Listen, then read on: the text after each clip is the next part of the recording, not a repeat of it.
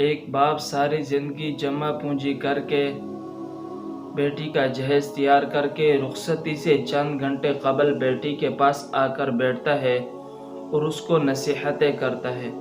وہ نصیحتیں ایسی ہیں جو آب زر سے لکھنے کے قابل ہیں۔ وہ نصیحتیں ایسی ہیں اگر ہر باپ اپنی بیٹی کو رخصتی کے وقت وہ نصیحتیں کرے تو بیٹی کا گھر سکون سے چلے گا۔ وہ نصیحتیں یہ ہیں، باپ نے کہا، بیٹی تو جس گھر جا رہی ہے ہمیشہ اس گھر کو اپنا گھر سمجھنا۔ جس طرح اس گھر کی ہمیشہ آپ تعریف کرتی رہی اسی طرح اس گھر کی بھی ہمیشہ آپ تعریف کرتی رہنا۔ بیٹی جس طرح اس گھر کے تمام افراد کا آپ خیال رکھتی تھی اسی طرح اس گھر کے تمام افراد کا آپ خیال رکھنا۔ بیٹی کبھی سسرال والوں کے ہاں اس چیز کا ذکر مت کرنا کہ میں نے اپنے والدین کے گھر میں تو اچھا کھایا تھا، یہاں مجھے کھانے کو نہیں ملتا۔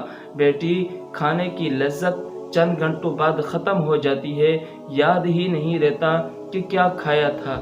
بیٹی کبھی شوہر سے ایسی ڈیمانڈ مت کرنا جس کی وہ حیثیت نہ رکھتا ہو۔ بیٹی میں نے آپ کو پڑھایا، آپ کو میں نے ڈگری دلوائی، آپ اس علم کا روب اپنے سسرال والوں پر مت جھاڑنا کہ آپ لوگ نہیں جانتے، میں زیادہ جانتی ہوں، میں پڑھ کے آئی ہوں۔